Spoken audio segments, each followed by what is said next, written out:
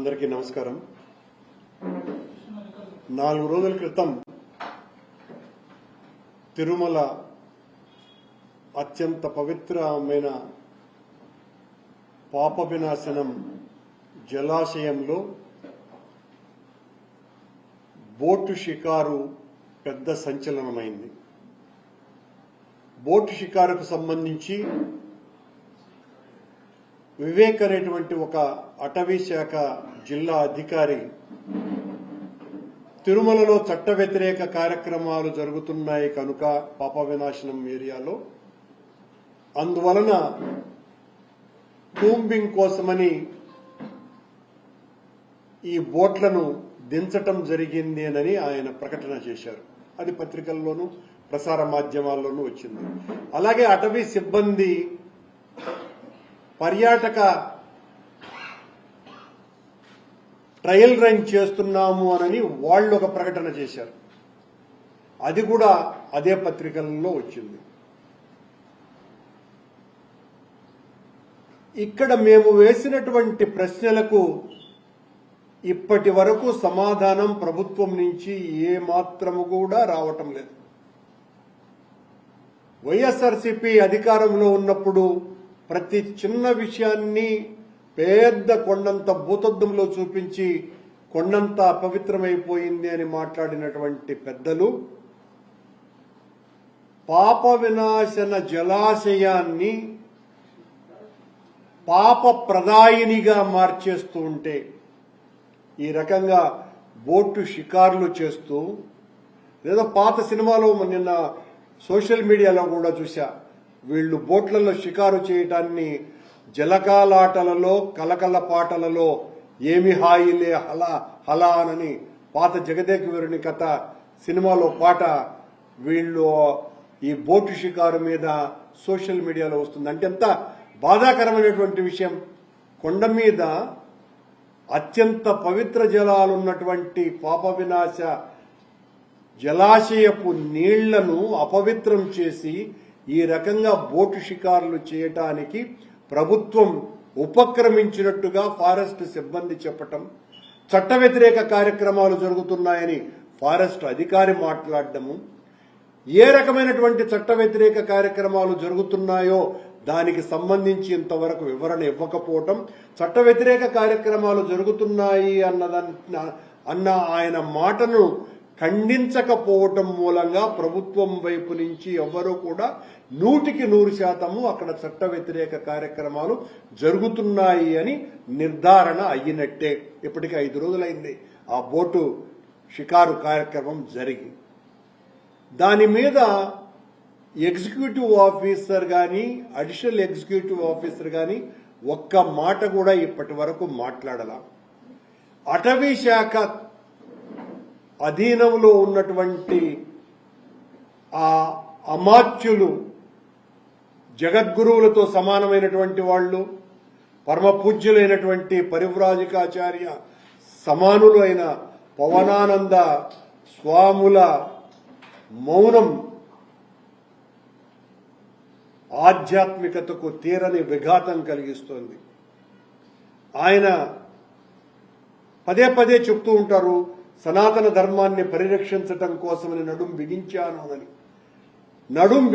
అని చెప్పినప్పటి నుంచి పవనానంద స్వాముల వారు నడుము నొప్పితో బాధపడుతున్నారని వార్తలు వస్తున్నాయి. అంటే ఈయన నడుము బిగించటము, ఆ నడుము నొప్పి రావటానికి అంటే ఈయన సనాతన ధర్మాన్ని పరిరక్షించేటువంటి ఉద్దేశం ఈయనకు లేదు కాబట్టే ఆ రకమైనటువంటి సమస్య వచ్చింది అన్నటువంటి వాదనలు కూడా బయట వినపడుతున్నాయి. నేనేమి ఆయన్ని కించపరచడానికి మాట్లాడడం లేదు. ఆయన నడుము బిగించినప్పటి నుంచే ఈ నడుము నొప్పి ప్రారంభమైంది. ఆయనకి జాగ్రత్తగా గమనిస్తే ఎవరికైనా కూడా అర్థమవుతుంది ఎందుకు ఆయన మౌనం దాల్చినాడు. అటవీ శాఖ ఆయన అధీనంలో ఉంటుంది. ఈ రకంగా కొండ మీద అత్యంత పవిత్రమైనటువంటి ఆ పాప వినాశ జలాశయాల సమూహం చుట్టుపక్కల ఏ చట్ట వ్యతిరేక కార్యక్రమాలు జరుగుతున్నాయి, ఆధ్యాత్మికతకు భంగం కలిగించేటువంటి చర్యలు అక్కడ జరుగుతుంటే మీ వైపు నుంచి చిన్న స్పందన కూడా రాకపోవటం అంటే ఏమని అనుకోవాలా? కొండ మీద ఈ ప్రభుత్వం వచ్చినప్పటి నుంచి ఎన్ని అఘాయిత్యాలు జరుగుతున్నాయి. నిన్న మేము చెప్తూనే ఉన్నాం, కొండ మీద మద్యం జరుగుతున్నది, మాంసం దొరుకుతున్నదేనని. నిన్న బాలాజీ నగర్లో పోలీసు వాళ్ళు పట్టుకున్నటువంటి మద్యం, వాళ్ళు చాలా మంచి షో ఇచ్చినట్టుగా బాటిల్స్ చూపిస్తూ మేము పట్టుకున్నాము అననే పాపం వాళ్ళు చాలా ఆనందంగా ఇచ్చినటువంటి పోజ్ ఇది. ఆ బ్రాండ్లు కూడా చూపించి మరీ ఫోటోకు దిగినారు. కొండ మీద మద్యం విచ్చలవిడిగా దొరుకుతుంది అనటానికి ఇది ఒక పెద్ద ఉదాహరణ. ఇంతకంటే చెప్పాల్సినటువంటి పని లేదు. ఇది నిన్ననే జరిగింది సుమా. కొండ మీద మద్యం నిషేధింపబడి దశాబ్దాలయ్యింది. అలా దొరకటం నేరం. దీని మీద ఏ రకమైనటువంటి చర్యలు తీసుకుంటున్నారు అన్నది ఏమాత్రం కూడా అర్థం కావటం లేదు. కొండకు అందులోనూ స్పెషల్ గా ఎక్సైజ్ టాస్క్ ఫోర్స్ కూడా ఉంది. ఎక్సైజ్ టాస్క్ ఫోర్స్ ఉండి కూడా అక్కడ జరుగుతున్నటువంటి తతంగం ఇది. 10 రోజుల ముందు ఇదిగో ఈ ఇద్దరు తప్ప తాగి మద్యంతో పాటు గంజాయి సేవించి ఆ డీ టైప్ దగ్గర ఈ ఇద్దరు అక్కడ ఉన్నటువంటి గెస్ట్ హౌస్ల ముందర పడుకున్నటువంటి యాత్రికులను నిద్ర లేపి కొట్టి వీరంగం చేస్తే వీళ్లను పట్టుకోవడానికి 3 ఏవిఎస్ఓలు, 1 సిఐ, 4 పోలీసోళ్లు, 4 విజిలెన్స్ వచ్చినా కూడా వాళ్ళ ఆగడాన్ని ఆపలేకపోయినారు. ఇవన్నీ కూడా విజువల్స్ లో వచ్చినాయి. దీనికి సమాధానం లేదు. 15 రోజుల ముందు మరొకడు తప్ప తాగి సాక్షాత్తు వరాహస్వామి ఆలయం ముందర నేను లోకల్, నన్నెవ్వడరా ఏమీ చేసేది, ఎంత కావాలన్నా మందు రెడీ ఇప్పిస్తాను అనని ఈ ఫోటోలో ఉన్నటువంటి వ్యక్తి. ఇది కూడా మీడియా ద్వారా బహిర్గతమైనటువంటి విషయం. మేమేదో సృష్టించి మాట్లాడుతున్నటువంటి మాటలు కావు. 1 నెలలోనే ఇన్ని అరాచక చర్యలు కొండ మీద జరిగినా పట్టించుకునేటువంటి నాథుడు లేకపోవటం ఎంత బాధాకరమైనటువంటి విషయం. ఇది మచ్చుకు కొన్నే కదా కొండ మీద గుట్టలు పోసి అమ్ముతున్నారని వస్తున్నటువంటి ఆరోపణలు. మట్కా, గంజాయి, అలాగే హ్యాండ్స్ అనేటువంటివి, ఇవన్నీ కూడా చాలా పెద్ద ఎత్తున కొండ మీద దొరుకుతున్నాయి అన్నది నిత్య సత్యం. మా ఆరోపణ కాదు. దానికి ఉదాహరణలే ఇలాంటివన్నీ కూడా ఎన్ని దొరికినటువంటి సత్యాలు. మందు ఎంత దొరుకుతోంది. ఆ మధ్యన ఒకరు యాత్రికులు బిర్యానీ తెచ్చుకొని తిన్నారు. అంటే బిర్యానీ తెచ్చుకొని పైన తింటున్నా కూడా దాని మీద ఒక హెచ్చరికలు గాని ఏమాత్రము లేకపోవటం ఇంకెంత బాధ కలిగించేటువంటి విషయం. ఇలా వరుసపెట్టి వీటికి పరాకాష్ట పాప వినాశనం డ్యాంలో జరిగినటువంటి చేష్ట. అత్యంత పవిత్రమైనటువంటి పాప వినాశనాన్ని పాప ప్రదాయనిగా మార్చటం కాదా? టూరిస్టు కేంద్రంగా చెయ్యాలన్నటువంటి ఒక దురాలోచన అందులో దాగి లేదా? ముఖ్యమంత్రి చంద్రబాబు నాయుడు గారు గౌరవనీయమైనటువంటి వ్యక్తి. ఆయన వారం రోజుల క్రితం తిరుపతికి వచ్చినప్పుడు 10 రోజుల ముందు అన్ని దేవాలయాలను కలుపుతూ ఓ టూరిస్టు దారిని ఏర్పాటు చేస్తాము అన్నట్టుగా మాట్లాడడం కూడా జరిగింది. దేవాలయాలతో టూరిజం ఏంటి? టూరిజం అంటేనే వినోదాలు, విలాసాలకు సంబంధించినటువంటి విషయం. ఆధ్యాత్మికత అన్నది పూర్తిగా భిన్నమైనటువంటిది. దానికి విరుద్ధంగా ఈ రకంగా చర్యలు జరుగుతున్నాయి. పాప వినాశనం డ్యాంలో చట్ట వ్యతిరేక కార్యక్రమాలు జరుగుతాయి అని ప్రకటన చేసినటువంటి వివేక్ అన్నటువంటి అధికారి మీద ఏ చర్య ఇప్పటి వరకు తీసుకోలేదు అంటే 100% అక్కడ చట్ట వ్యతిరేక కార్యక్రమాలు జరుగుతున్నాయి అన్నటువంటి విషయం నిర్ధారణ అయినట్టే.